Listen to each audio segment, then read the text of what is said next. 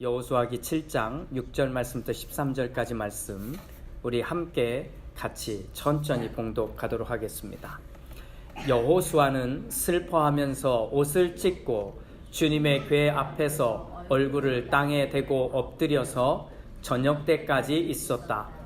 이스라엘의 장로들도 그를 따라 슬픔에 젖어 머리에 먼지를 뒤집어 썼다. 여호수아가 아뢰었다. 주 하나님, 우리 백성을 요단강 서쪽으로 잘 건너게 하시고는 왜 우리를 아모리 사람의 손에 넘기어 멸망시키려 하십니까? 차라리 우리가 요단강 동쪽에서 그대로 살았더라면 좋을 뻔하였습니다. 주님, 이스라엘이 원수 앞에서 패하여 되돌아왔으니 이제 제가 무슨 말을 할 수 있겠습니까? 가나안 사람과 그 땅에 사는 모든 주민이 이 소식을 듣고 우리를 애워싸고 이 땅에서 우리의 이름을 없애버릴 터인데 주님께서는 주님의 위대한 명성을 어떻게 지키시겠습니까? 주님께서 여호수아에게 말씀하셨다. 일어나거라. 어찌하여 이렇게 엎드려 있느냐? 이스라엘이 죄를 지었다. 나와 맺은 언약, 지키라고 명령한 그 언약을 그들이 어겼고 전멸시켜서 나 주에게 바쳐야 할 물건을 도둑질하여 가져갔으며 또한 거짓말을 하면서 그 물건을 자기들의 재산으로 만들었다. 그래서 이스라엘 자손은 원수를 대적할 수 없었고 원수 앞에서 패하여 물러섰다. 그들이 자청하여 저주를 불러들여서 그들 스스로가 전멸시켜야 할 물건이 되었기 때문이다. 너희들 가운데서 전멸시켜 나 주에게 바쳐야 할 물건을 없애지 아니하면 내가 다시는 너희와 함께 있지 않겠다 할 물건이 있다. 그것을 너희 가운데서 제거하기 전에는 너희의 원수를 너희가 대적할 수 없다. 일어나서 백성을 성결하게 하여라. 너는 그들에게 말하여라. 너희는 스스로 성결하게 하여 내일 맞이할 준비를 하여라. 주 이스라엘의 하나님께서 이렇게 말씀하신다. 이스라엘아, 너희 가운데 전멸시켜서 주님께 바쳐야 할 물건이 있다.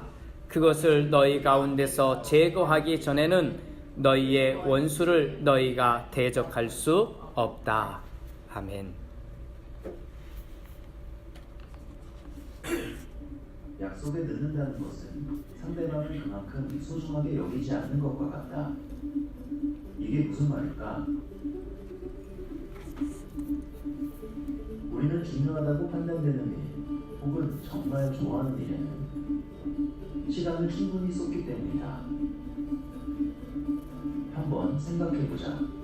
해외여행 갈 때 제 시간에 맞춰 공항에 가려는 사람이 있을까? 입사 면접 때 면접 장소에 정확히 시간을 맞춰서 도착하려는 사람이 있을까?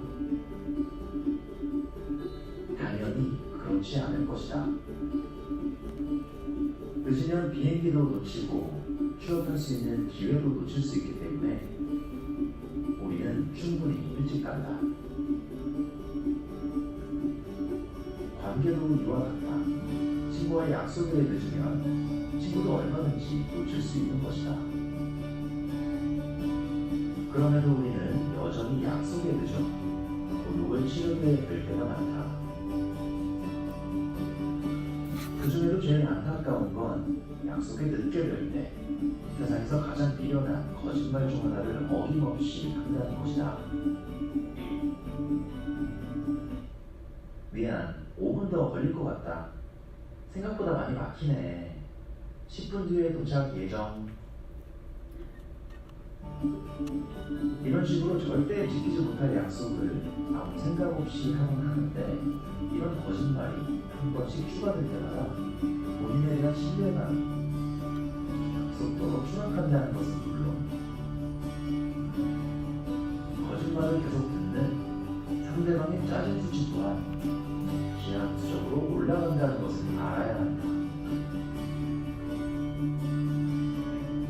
그러니 이미 늦은 건 실제 예상 도착 시간보다 더 늦는다고 딱 한 번만 말하자. 예를 들어, 미안, 30분 늦은 것 같아 라고 말하고 차라리 20분만 늦으면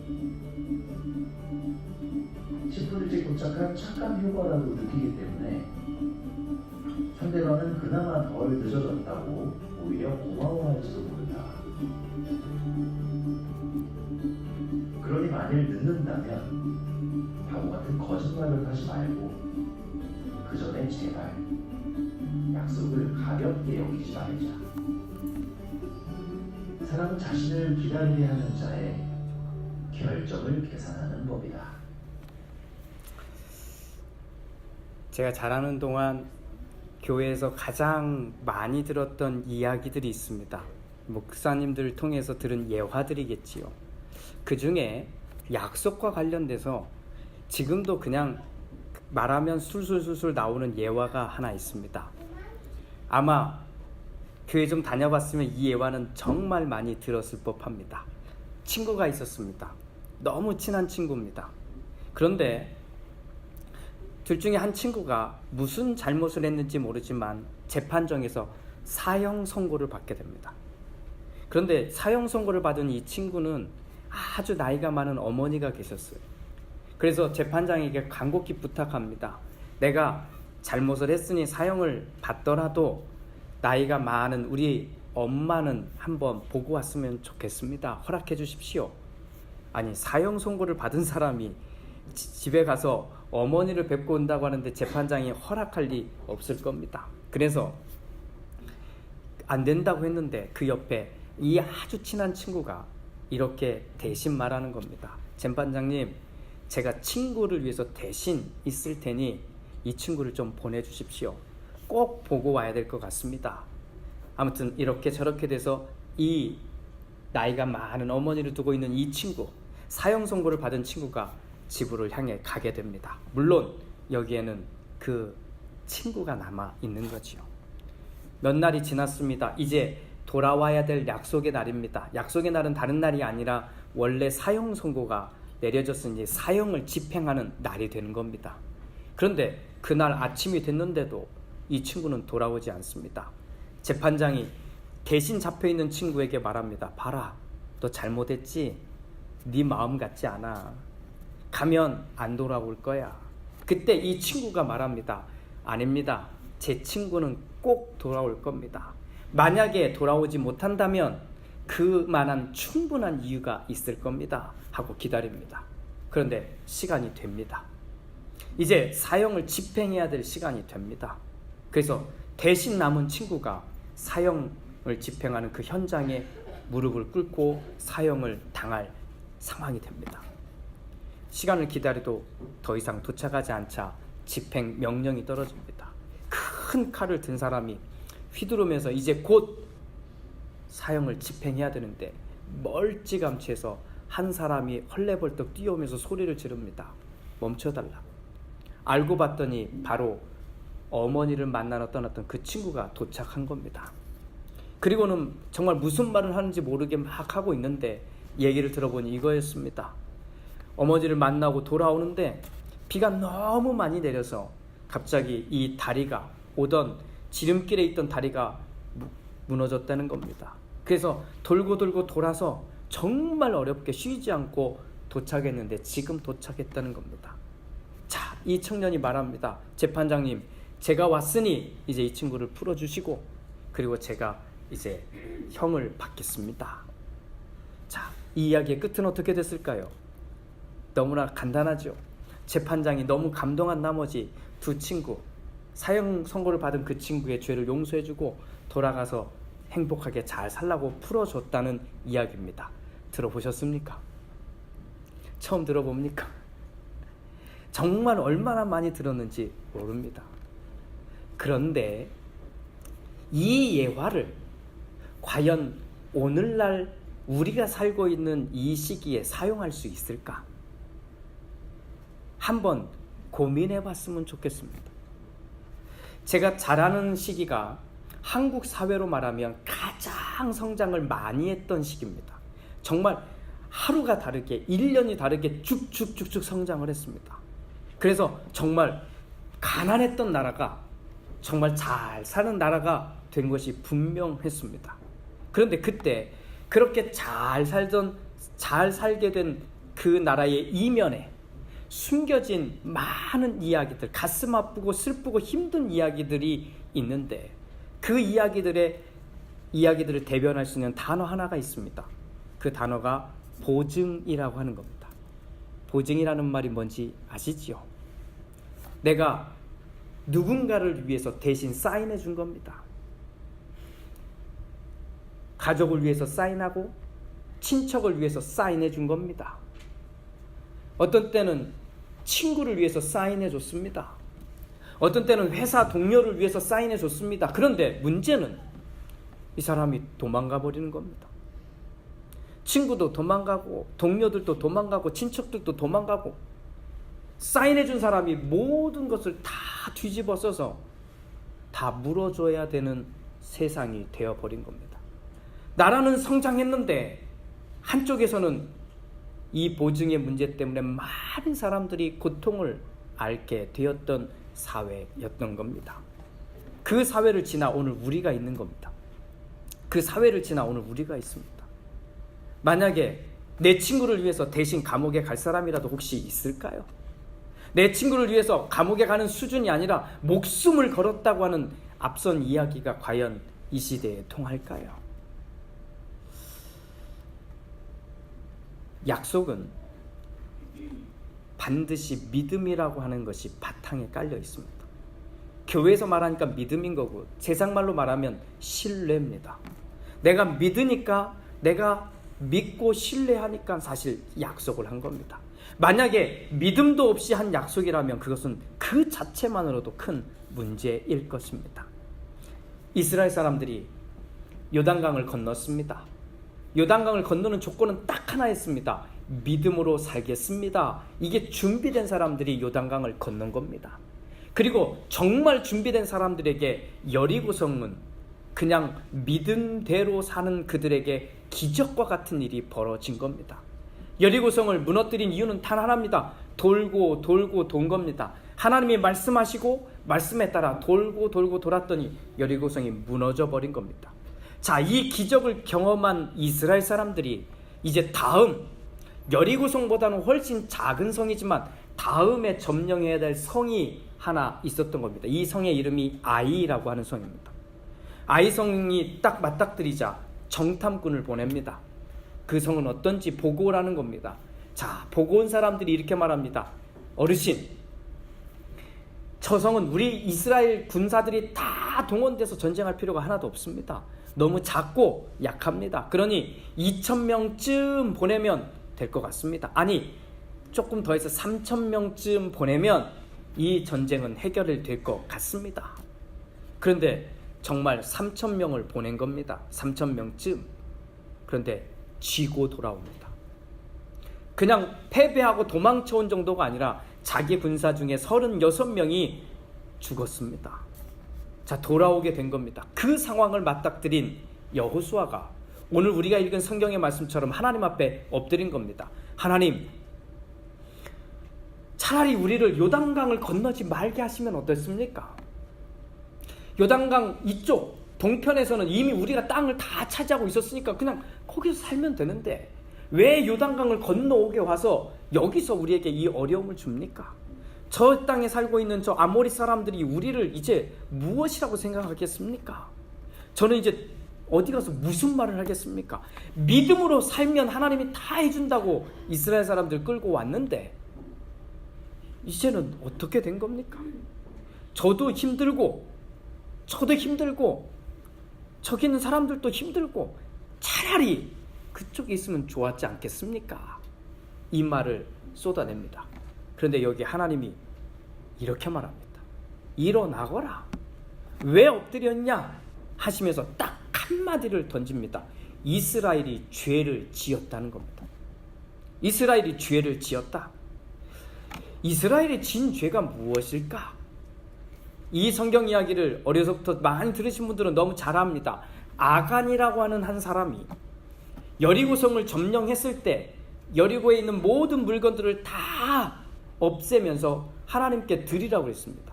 하나님께 드리라고 해서 하나님께 갖다 주라는 게 아니라 없애버리라고 했는데 가만히 지켜보니 좋은 게 있었거든요. 정말 이건 가지고 있으면 나한테 도움이 될 것, 재산이 될 것 같은 게 있거든요. 그래서 몰래 감춰다가 숨겨놓은 겁니다. 이 부분을 이야기하는 것으로 알고 있습니다. 그런데 잘 보십시오. 오늘 우리가 읽은 성경은 아간의 죄라고 하는 도둑질한 죄를 다루기 전에 이 이야기를 먼저 꺼냅니다. 우리가 읽은 7장 11절 말씀을 한번 잘 들어보십시오. 이스라엘이 죄를 지었다. 나와 맺은 언약, 지키라고 명령한 그 언약을 그들이 어겼고 전멸시켜서 나 주에게 바쳐야 할 물건을 도둑질하여 가져갔으며 또한 거짓말을 하면서 그 물건을 자기들의 재산으로 만들었다. 죄를 지었다고 말하는 그 죄가 무엇이냐라고 말할 때 두 가지 단어를 떠올리게 합니다. 성경의 번역대로 보면 언약이라고 하는 단어와 거짓말이라고 하는 단어입니다. 언약이라는 말을 우리의 언어로 쉽게 바꾸면 약속이라는 말입니다. 하나님이 이스라엘과 약속을 한 겁니다.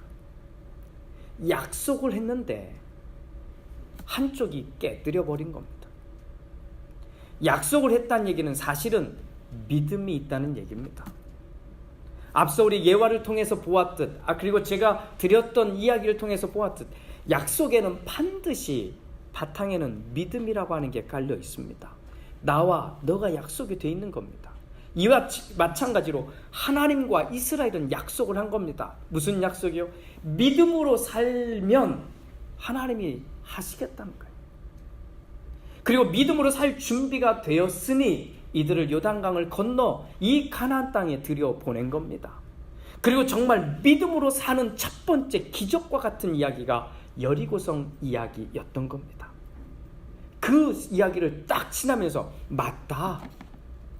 이스라엘 사람들은 누구라도 다 이렇게 보았을 겁니다. 맞다. 우리가 믿음으로 살 것을 결정했더니 하나님이 하시는구나. 하나님이 정말 이걸 하시는구나 하는 것을 본 겁니다. 그런데 오늘 하나님이 이스라엘을 향해 여호수아를 향해 이렇게 말합니다. 이스라엘이 죄를 지었다. 무슨 죄냐라고 했더니 너희가 나와 한 약속을 깨뜨렸다는 겁니다. 믿음으로 살겠다고 했는데 깨뜨렸다는 겁니다. 그래서 고민해 봤습니다. 한번 생각해 봤습니다. 묵상해 봤습니다. 어디서부터가 문제였을까라고 하는 겁니다. 어디에서부터가 문제였을까? 되돌려 봅니다. 아간이 지은 죄가 있었던 겁니다. 그런데 그 죄가 잘못이 어떻게 이어진지 아십니까? 이스라엘 사람들이 아이성을 앞에 두고 사람을 보냈더니 그들이 돌아와서 이렇게 말합니다. 다 갈 필요 없습니다. 2,000명 많아봤자 3,000명만 보내면 이 성은 우리에게 떨어질 겁니다 라고 말한 겁니다. 어떤 장면이 갑자기 떠오르냐면 그 옛날 가나안 땅 근처에 딱 도착했을 때 그때 모세는 이스라엘 지파 중에 12명의 리더들을 그 가나안 땅에 정탐으로 하러 보냅니다. 그 중에 10명 그리고 2명이 다른 대답을 합니다. 10명은 현실적인 그대로의 대답합니다. 갔더니 너무 좋은데 이 땅에는 이미 거인들이 살고 있습니다. 우리는 이 땅을 차지할 힘이 없습니다. 2명만 하나님의 말씀을 의지합니다. 아니요, 이 땅은 하나님이 우리에게 주신 땅입니다. 그러니 하나님의 뜻대로 합시다. 오늘 아이성을 앞에 두고 한 행동을 다시 한번 보십시오. 이들은 하나님 앞에 믿음으로 고백해야 될 땅에 왔는데도, 믿음으로 살면 된다고 하는 땅에 왔는데도 나도 모르게 내 생각이 쑥 들어오게 됩니다. 내 판단이 들어오게 됩니다. 2,000명쯤 되면 될 것 같고 3,000명쯤 되면 될 것 같다고 말합니다. 그런데 알고 보면 이 방법은 하나님의 방법이 아니었던 겁니다. 하나님이 원했던 건 믿음으로 그 성도 점령하라는 건데 자기 생각이 들어오는 순간부터 이들은 무너져 내리기 시작했던 겁니다. 잘 보십시오. 약속에는 믿음이 있는 말인데 딱 두 단어가 다 보이지 않습니까? 약속과 거짓말. 이 둘은 사실 반대말이 아닙니다. 약속이라는 말과 거짓말이라는 단어는 반대말이 될 수 없습니다. 그런데 약속이라는 말을 믿음이라는 말로 바꾸면 이 둘은 반대말이 됩니다. 거짓말은 어디서 나올까요? 믿음이 깨졌을 때 나오는 겁니다. 믿음이 깨졌을 때. 변명은 어느 상황에 나올까요? 믿음이 깨졌을 때 나오는 겁니다. 이 상황을 회피하고 싶을 때 꺼내드는 것이 거짓말이고 변명인 겁니다. 바꾸면 약속이 깨진 겁니다. 약속이 깨진 겁니다. 하나님과 한 약속이 깨져버린 겁니다. 우리는 교회를 많이 다니고 있기에 어쩌면 교회 안에서 하나님과 많은 약속을 하고 있지 않습니까? 하나님, 제가 이거 할 테니까. 하나님, 제가 이렇게 할 테니까. 하나님, 제가 이렇게 하겠습니다. 그러면서 하나님과 정말 많은 약속을 하지 않습니까? 교회하고도 약속하고 함께 신앙생활하는 사람들하고 약속하고 집에서는 아내하고도 남편하고도 자녀들하고도 정말 수없이 우리는 약속을 하면서 삽니다. 그런데 너무 많이 약속을 해서 그럴까요? 약속을 너무 값어치 없게 만듭니다. 그리고는 하는 말이 생각이 안 났어. 잊어버렸어. 여기에는 무엇이 사라졌는지를 보셔야 됩니다. 약속 하나를 지키지 않은 게 아니라 믿음이 무너져 내린 겁니다. 내 아에게서 무너져 내린 것으로만 끝나도 괜찮은데 나와 너 사이에 믿음이 무너져 내리게 만든 겁니다. 오늘 아간과 관련된 이 사건을 우리 같이 읽으면서 이걸 꼭 떠올립시다. 하나님이 이스라엘이 죄를 지었다 하시면서 첫 번째 꺼내든 게 약속을 깨뜨렸다는 겁니다. 약속을 깨뜨렸다. 어떤 행동을 했기 때문이 아니라 힘이 약속이 깨어진 겁니다. 그 약속의 깨어짐의 시작이 무엇일까? 거기서 잊을 수 없는 단어는 거짓말인 겁니다.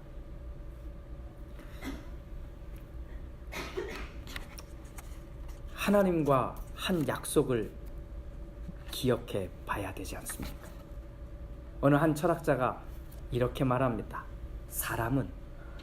사람이라고 하는 존재는 내가 한 약속을 기억할 수 있는 기억력을 가지고 있다라고 말합니다. 이 말은 바꾸면 사람이라면 약속을 했다가 지킬 수도 있고 안 지킬 수도 있다는 겁니다. 그런데 그 약속을 기억할 만큼의 기억력은 가지고 있어야 사람이라는 말이에요. 그런데 너무나 뻔뻔하지 않습니까? 정말 사람들 사이에서도 일반 사회에서도 그렇지 않습니까? 약속을 분명히 했는데 약속을 정말 밥 먹듯이 여기면서도 너무나 괜찮은 것처럼 그렇게 삽니다. 약속을 어긴 것에서 끝난다고 생각하니까 너무 가치 없게 여긴 것 아닐까요? 약속은 믿음이 바탕에 있습니다. 그러니 우리 예배 안에서 말씀 안에서 한번 고민해 봅시다. 하나님과 한 약속? 하나님 저 아시지요? 하고 떠나버릴, 그냥 무너뜨려버릴 그런 게 아니라 그게 바로 나의 믿음이 보여지는 것입니다. 아무리 작은 것이라도 이건 크고 작은 게 아닙니다. 하나님과 한 약속이니까 꼭 지켜야 되고 아이와 한 약속이니까 안 지켜도 된다는 이런 수준이 아니라 우리의 삶에 고스란히 담겨져 있는 믿음의 원리인 겁니다. 이스라엘 전체로 생각하면 아간의 범죄는, 아간의 죄는 정말 보잘것없는 겁니다. 정말 작은 건데 왜 하나님은 이 작은 것을 다룰까? 그리고 이 작은 것을 전체로 다룰까를 우리 고민해 봐야 됩니다.